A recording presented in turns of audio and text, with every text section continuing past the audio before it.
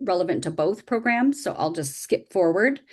But what Into the Act is, it's a partnership program also at BC Arts Council, and somebody asked the difference. There's two programs that we administer. CPA was the first one, and this one is the second one. It's called Into the Act, and it's really focused on supporting BC presenters and festivals in creating opportunities for early career artists from all disciplines and genres. So it's an artist fees program as well. So our programs don't fund operations, they don't fund production, they fund all artist fees.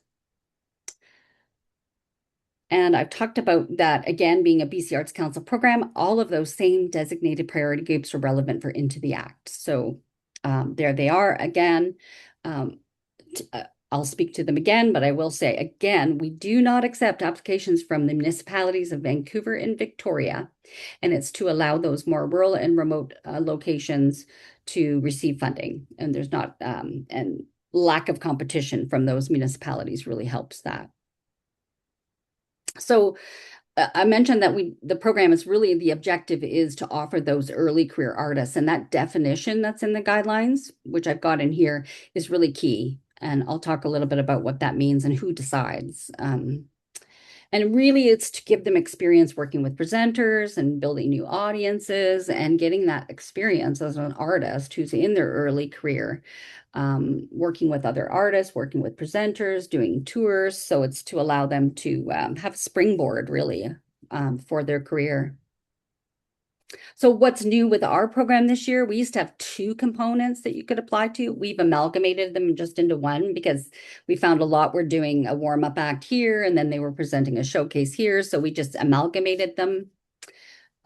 So you can still apply for a main artist to open for a main stage, or you can also have them as part of a showcase, a special event, or a tour. So same criteria, just got rid of the A and B component. We also updated the definition of a cover or tribute band, and I went through that with CPA. And definitely, we see a little bit more of that in this program. A lot of early career artists who are musicians may be a cover band. They may do a lot of covers in the beginning of their career, and then they also start to develop their own. So not necessarily relevant to dance or theater, but we do also really encourage those applications in this program because we do see primarily music. There's no budget in this form. We eliminated that. So again, simplifying, really just having that list of proposed artists and their fees. And we've tightened up the timeline on this. So we're going to do 2 weeks earlier. So you'll know by August whether you have funding. So again, all of the same criteria as CPA. So you have to be BC nonprofit, you have to be a community-based performing arts presenter, and producing companies are not eligible. So you can't be creating work and apply to the program. Festivals can apply to this program.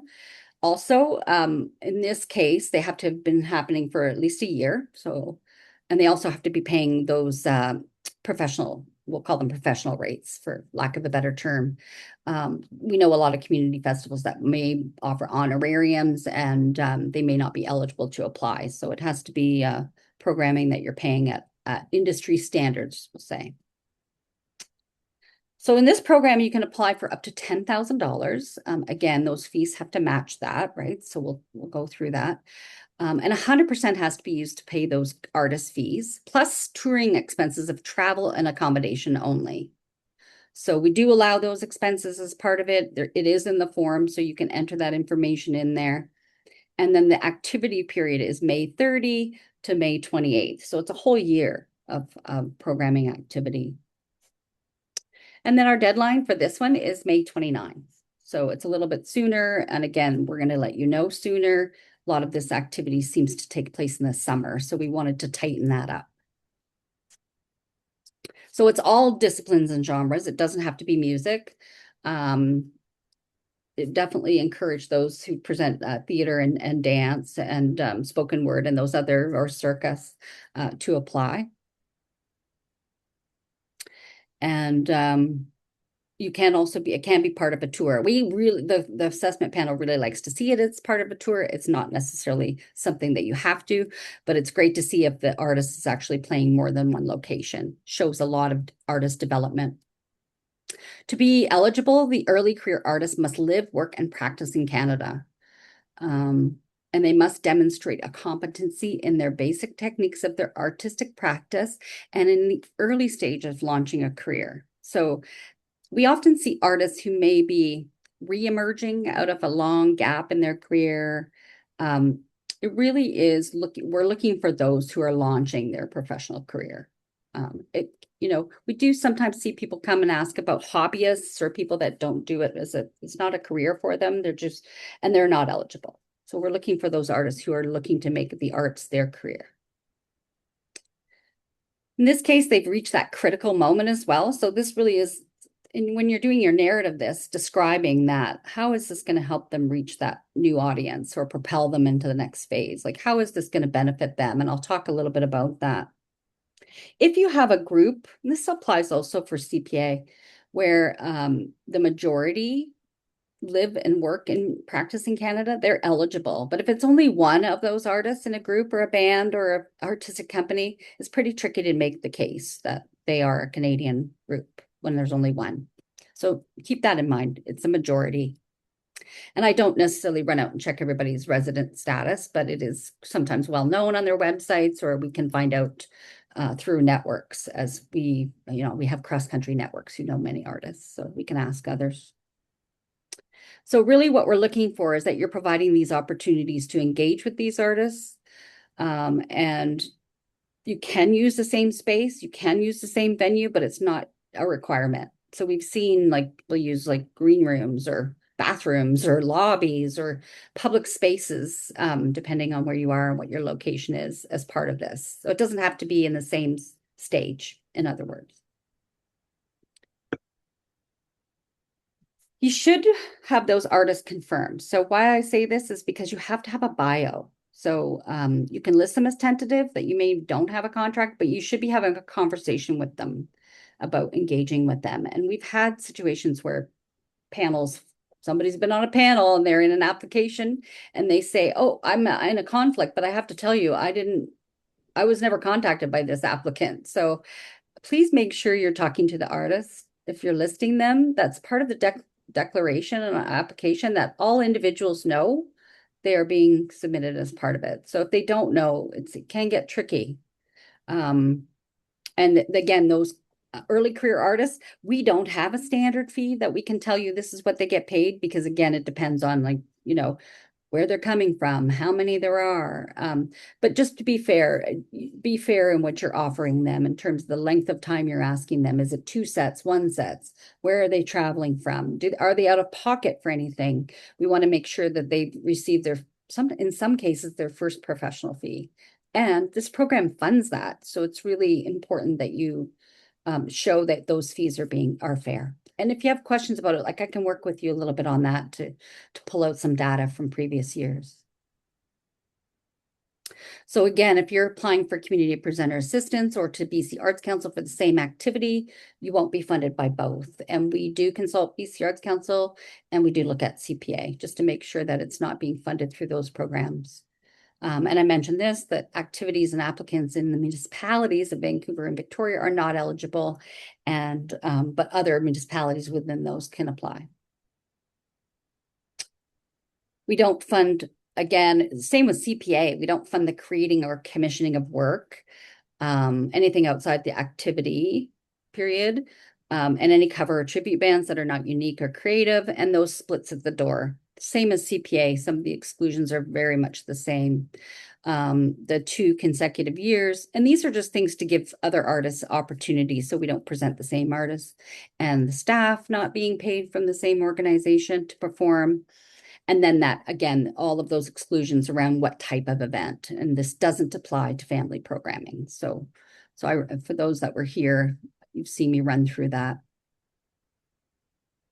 So this is the engagement of early career artists is 25% of your score. So basically they want to see the list of artists, they want the bio that you will attach, and appropriate compensation. And they'll score your application for this, 25% of your application is scored on that criteria. This one is 50%, and it's the benefits. So I will say, one thing they want to look for is, other than performing, what else is the artist benefiting? How are they benefiting? What else are you doing to make them, to help their career? So I'll fast forward. These are some of the benefits that we've seen in past. So they've got access to new resources. They've got testimonials from presenters that they can use in their press kits. Some feedback for them to help them improve, a video they can use in the future. Did they network with other artists? Were they supported or collaborated with other artists you might be presenting as part of a festival? Or if you're having an opening act, what kind of interaction are they having? Enhancing tour readiness. So things like, we've seen them get a stage plot, a production kit ready. Some tips on, working with the tech crew and or their marketing materials, same thing, getting feedback on if they don't have a website, or if they don't have a Facebook page, what kinds of things do they have out there that presenters will be able to use to help market their show if they eventually move up to that main, or I always like it calling main stage, but if they move up to more of a marquee artist, help them build that. What is the percentage doing to help those? And those are just ideas. Those are just some of the things we've seen in the past, but they are helpful. And then the third part of your score comes from your approach to programming. So like, what is your vision, your artistic vision, and what methods do you use? Like, where do you find your early career artists is one thing that really I would address as part of this. Sometimes you put a call out, sometimes it's just recommendations, other presenters, an artist may have approached you. And so just explaining what that is and what your expected outcomes, like what are you expecting as an organization by programming this work? What is it that you're doing? Is it that you have a mandate to develop artists? Is it that you recognize somebody in the community needs performance experience? So what are the things that you're doing, and address that in there? And that again is 25% of your score. So I talked about the fees. So it's really tricky sometimes with and depending on the kind of artist you're presenting, if it's a dance troupe, if it's a choir, a lot of things, variables with fees. And I'm sure as presenters, what those are when you're negotiating. But with early career artists, it's just making sure that fee is fair. It's not $100 for a 2-hour set. And with the assessment panel here, it's the same process as CPA. It's a group of 3 people, usually a presenter, a festival rep, and an artist or an agent manager who has experience with early career artists. And we really look for that person who's developed artists or worked with those kinds of artists to be part of that panel. Or they might be the artists themselves who've gone from being early career now more of an established artist. So that we get that perspective from both the presenter, the festival, and the artist. And they take 3 weeks. They meet over 2 days. And they bring a whole lot of, we remind them of, all of those things again with CPA, geographical, different cultural viewpoints, Indigenous perspectives, all of those things come into play when we're talking about the panel themselves. And for this, it's a little sooner than CPA. We're going to have the mid to July, we have a meeting, and so we feel like we can maybe get the notifications out pretty fast. So we'll see about mid to early July meeting, and then being able to notify, depending on how many applications we get. We never really do know, and if it's like, if we get 50 applications, it can take a bit longer to process everything, but we do try to speed it up. So in this case, a little different from CPA, you're sending not only a financial, but a biography of all your early career artists. So we say about 200 words. And in the application, it does ask you for some links if they have any kind of website presence. We also Google them. Sometimes you don't know who this artist is, but that bio would really be key to have as part of your application. And so that's what they decide whether they believe they are early career artists. by looking at bios, by looking at links. The assessment panel makes that decision. And again, a final report is required. Logos and acknowledgement are required if you're funded. And we also have all of the same resources that we do for CPA. So I'm going to stop that and just show a little quick. Let me just go through here. Okay, I'm going to show you the application.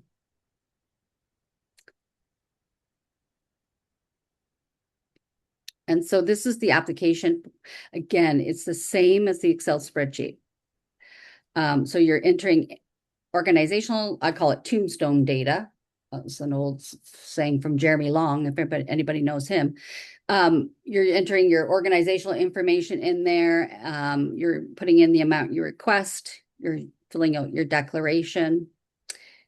And this one goes straight to the artist list. So again, it's kind of like a spreadsheet. You're going to enter your information. Please review all of this. I won't, but it really does help guide you in filling out everything.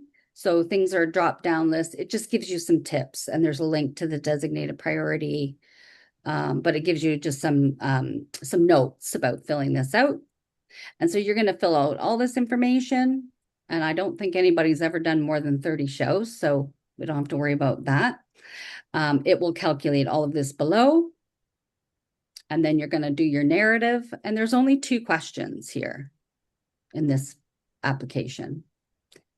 Once you've done those, you'll upload your through this, you'll upload your bios and your financial statements, and then you can review it and then submit.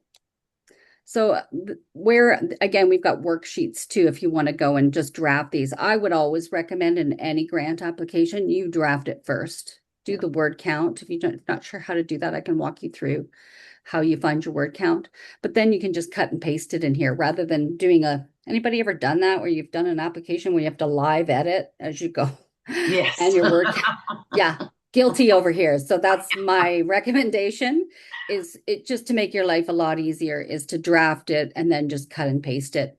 The nice thing about this is there's some features where you could bold something, you could underline, you could italicize. There's a place to add a link if you want to link to something. Keep in mind the assessment panel doesn't always click on all the links, so don't put 100 links in there. They'll just go, right? They'll just probably go, yeah, we don't have time to read all of that. There are places here where you can add a link to the social or the website for the artist. So you don't need to put them all in the narrative and waste your word count. But these should be, I'm going to upload a couple of videos I did of completing the form. So if you ever, like, I can't figure out how she did this, or why can't I do this? Then you'll be able to look at the video or ask me. But it's these are pretty, I find them easy to use, but I'm a pretty tech savvy person, so I shouldn't be the judge of that. But we'll see how this goes this year. We wanted to move online to help streamline everything. A lot of the formatting we were getting in some of the applications, we're getting scanned copies, we're getting PDF copies that were way too long. So we're just trying to clean things up for the applicants, simplify it for you, make it an easy user experience. So if it's not, we'd love your feedback. Okay.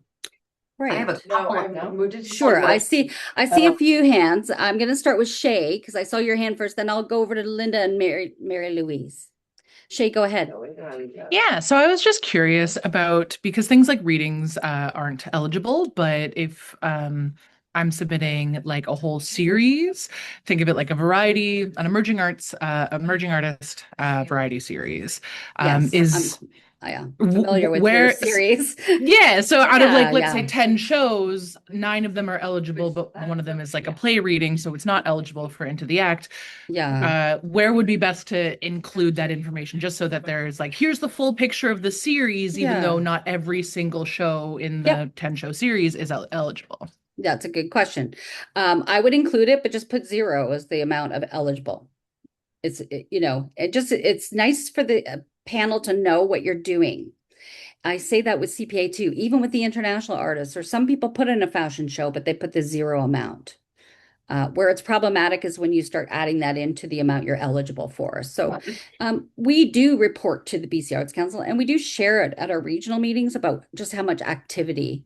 And I think it's astounding the amount that's going on in the province, that excluding of course, Vancouver, Victoria, which would make it so much more.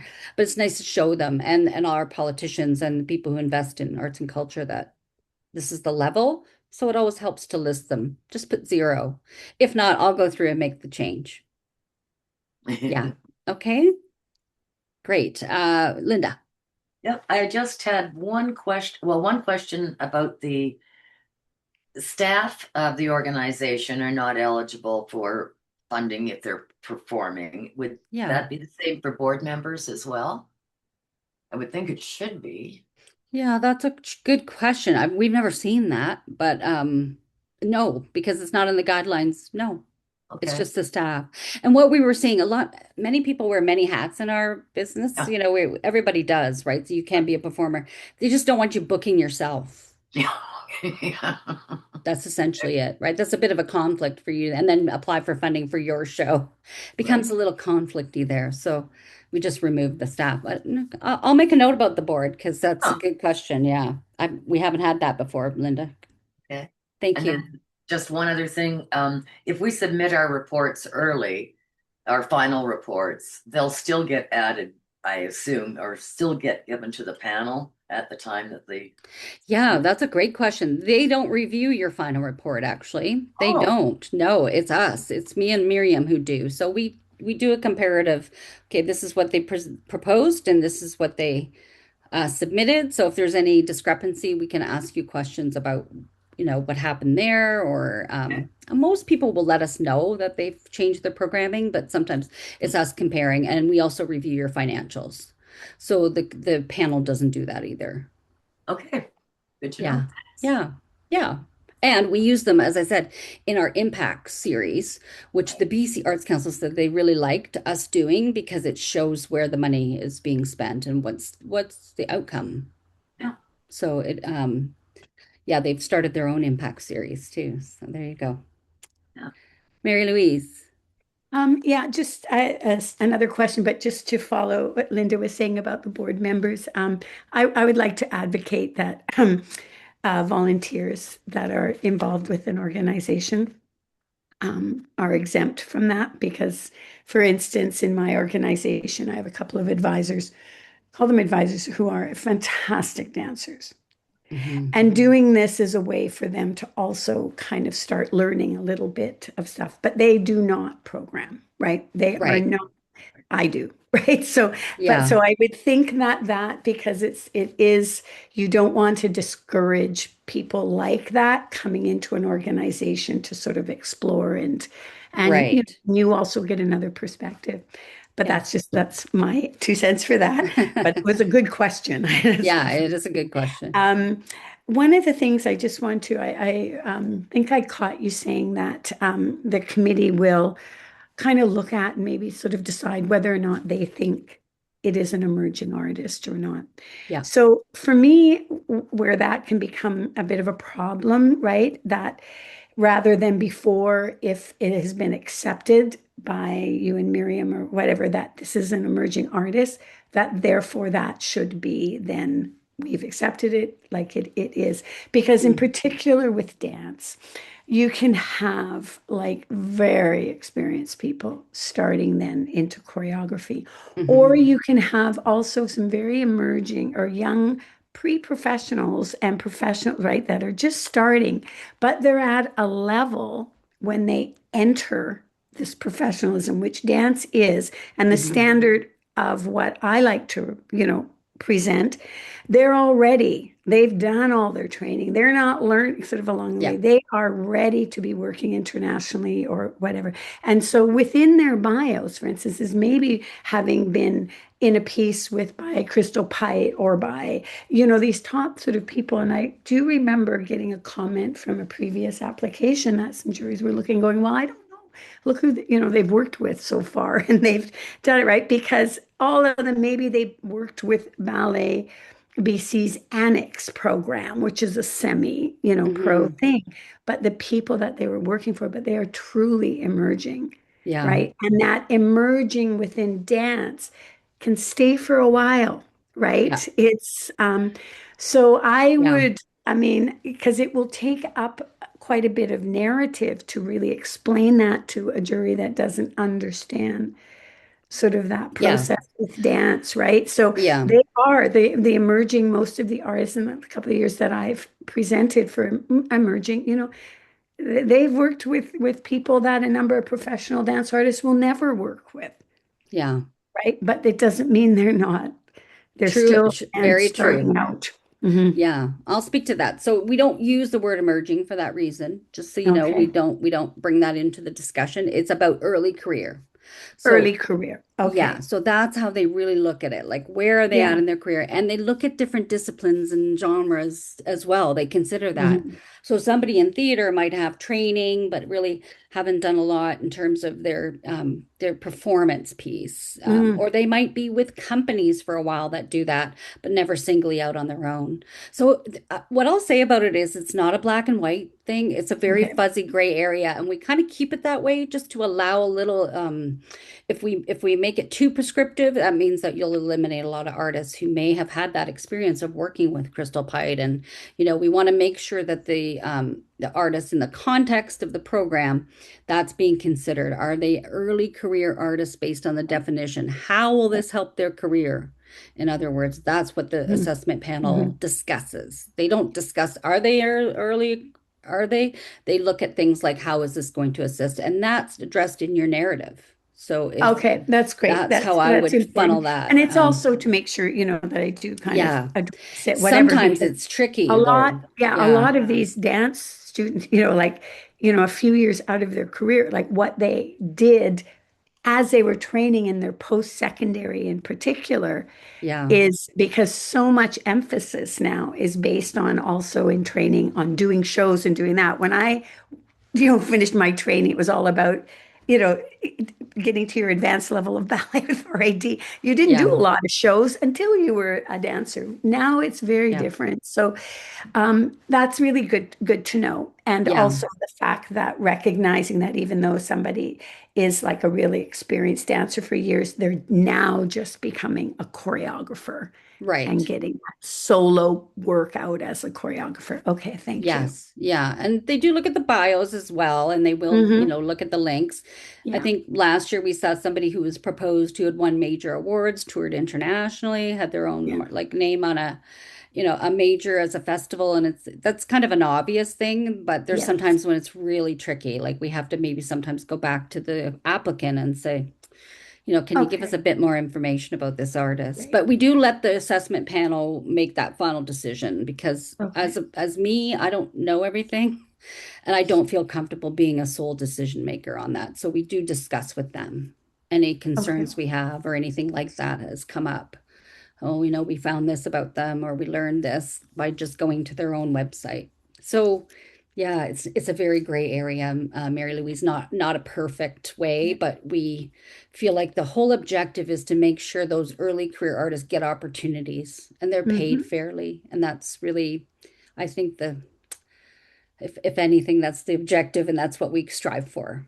Okay, excellent. And the narrative will be very important Yeah, in just through that explain as that well. and yeah, and we certainly do preface that whole meeting with don't look every genre and discipline the same because a musician might have a totally different experience than a dancer or a theater Mhm. artist or a spoken word artist. So Okay. yeah, and our panels are Thank often very good people, Yeah, good-hearted, good intentioned. They want to support artists. So that's how we approach things. great. Thank you. You're welcome. Oh, Sue. Hi, Sue. Hi. First off, thanks very much for all this information. It's been really, really Overwhelming. informative and helpful Good. and very well presented, Cheryl. So thanks. Thank you. Thank Um, you. I have a couple of specific things that I'm thinking of, and it's to do with our series. So if we applied for CPA for the main performers of the three concerts, could we apply separately for Into the Act for the uh, if we have an opening performance? Yes, that's Yeah. exactly what this is for. Okay. Yes, so you can put in your CPA, and then you'll see on the form it actually asks you who is the main stage artist there. You're not Mhm. applying for funding, but you're just identifying them, just so they know. And again, in your narrative, is there a curation approach to that? Like, is Right. it that this artist would be great opening for this artist? Like, what's that approach? And I would speak to that in your narrative, but that's exactly what this program is for. And with the Into the Act application, you don't list the main stage artist fees. You just list who Right. they are. Yeah. Oh, okay. I So see. yes, the answer is Yeah. yes. So I can just as a comment, we probably for the festival we probably had 6 or 7 really what would have been emerging artists or what are Mhm. emerging artists, but we couldn't apply for the funding because I didn't know who they were at the time, or Fraser Right. didn't know he was. We don't have that information that far ahead. I know you're one of the But ones that is probably most problematic because it's not yeah, right in the just summer. just with our timing, yeah, yeah. And But we that's, do yeah, support emerging artists. right. Yeah, that's the Yes, tricky we part is do. without knowing who these artists are, they really can't assess whether they are fitting the objective of the program. Yeah. I mean, it's So got to be hard for people putting on a series too. It's got to be hard for everybody in terms of Oh, but, projecting that a year ahead of time. but it Sue, you've is. always been very good at identifying new talent. I'm thinking of Morgan Tony. Yeah. There you You go. had him, what, 4 years ago, and how Yeah, he's taken yep, off yep. Look at since Yeah. him then. now. Got a Juno. Yeah. Yeah. And again, that artist can And be Asonabi. tentative. So you could say Yeah. we've Yeah. tentatively entered conversations with, as long as you've been in touch. As I said, No, fair what you don't enough. want to do is put an artist in that isn't even aware that they're part of your plan. Yeah. But if you've had a conversation with them, I would encourage you to apply. Like, Yeah. we're thinking of this, it may not happen. And then what happens if those don't get confirmed, you just let us know. Again, that Mm. objective is being met, that you're still engaging artists. That one didn't work Right, out, right, right. but we've actually hired this one. Yeah. And we'll look at that artist and make sure that they still meet the criteria. So, Okay. Yeah. this is a little more flexible than CPA in that regard. But we still want to be able to assess whether they're early career. Right. Yeah. Fair enough. And Good. the assessment panel will look at your history. So you could say in your narrative, we presented these artists. That's part of our mandate. This is why we do it. And they'll consider that as well. Yeah. Yeah. Yeah. So I just want to clarify, like Sue, they in Prince George they've got the Colesap Festival and then a series throughout the year. That's correct. Yeah. She would they not also be eligible to apply under the special events or whatever in the ITA to get ITA artists for both events or both things, like Yeah. If you some for Cold Snap and some for for the year round. Yeah. Yeah. Okay. So that would be Yeah. one application under Yeah. one application. Under one application. Yeah. You Yeah. can Fair say enough. this is festival programming, this is our series. Sure. We just want to make it so that festivals could apply as well, Yeah. because they often do a lot of programming around early career and Right. artist Yeah. development. Yeah. Well, we'll see how much I know by May 28th. Yeah. Okay. Well, fingers crossed too. Yeah. Yeah. Did anybody else have Thanks. any? Thanks, You're Shelley. welcome. Anybody else have any questions? Did I miss anything in the chat? I don't think I did. Yeah, I got a Uh, quick question. Hi guys, thanks for Hi, getting here with my David. camera on. Oh, I hear David there. Hey, any if stuff is there any chance the timelines might get announced earlier, like this, like like if your programming is, for example, like mid-August that you want to do it? Like it's a little late to be end of July. Yeah, so that is not possible, only because we do need the assessment panel's time and then our meetings. So it used to be early September. So we've actually Right. really moved it up by 4 weeks already.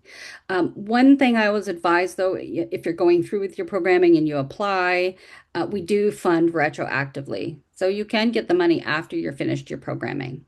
You Right. don't necessarily have to have logos on everything because you don't know, you're not obligated to, but you can be funded retroactively. So you're taking the risk, but you may be funded. So yeah, unfortunately, we just can't keep our timeline is short as it can be. I know the BC Arts Council takes 16 weeks So we're really, in Yeah. terms of our turnaround, we're much shorter turnaround time. Great. Nope, good enough. And we would condense it even more if everybody did a perfect application, because that's actually the time it takes me 2 to 3 weeks to go through and fix all of the issues that come up or clarify, because sometimes people put the wrong amount and they've included things that aren't eligible. So there's all that follow-up time too, that just making sure. So put your best application forward and we'll see if we can get this out sooner. Well, I think you know that BC Live is very generous in that regard. I mean, Yeah, well, we know. I've applied for things before, and different venue, different whatever. But what you submit is what they take, and you don't get a second chance, right?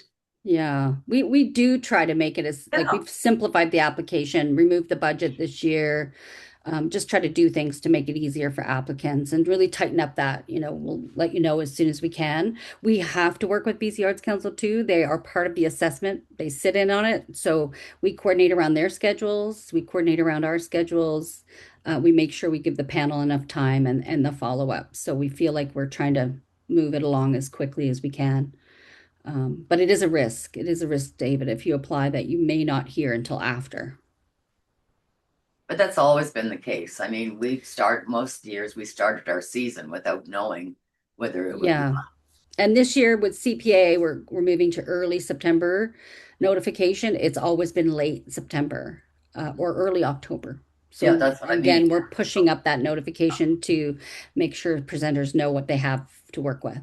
So it's trying to help, move things along faster. And faster than our partners do. So there you go.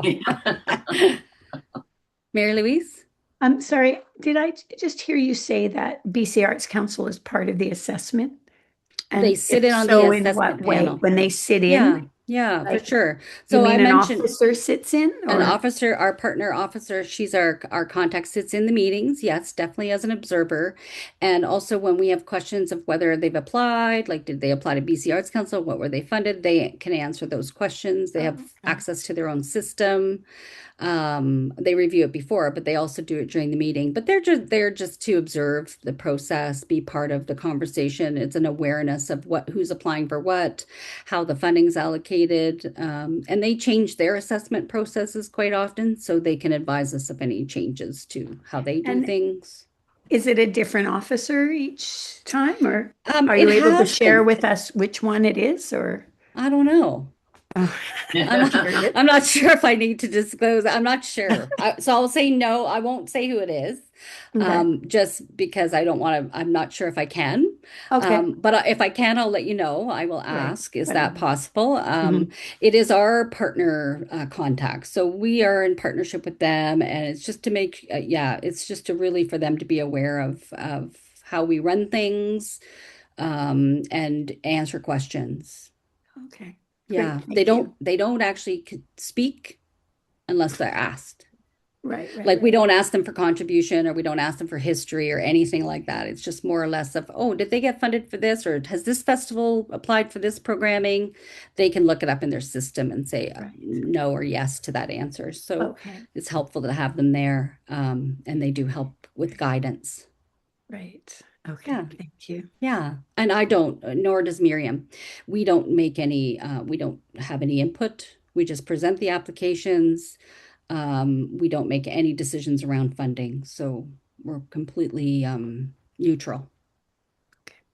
Yeah, great.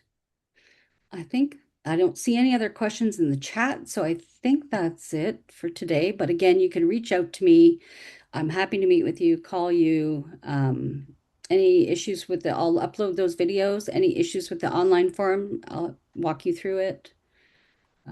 Yeah, other than that, I think that's all. That's all, folks. Thanks, Cheryl. This has been great. It's really Yeah. cleared Yes, up thank a you. lot of I am confusion. hosting another one as well in May 13th, if you want to come to that one. If you want to review this recording, I am going to make that available, but I'll just do it by request. Yeah. Yeah. Great. Thanks. Nice to see you all. Yeah. Yeah. Okay. Bye. Bye.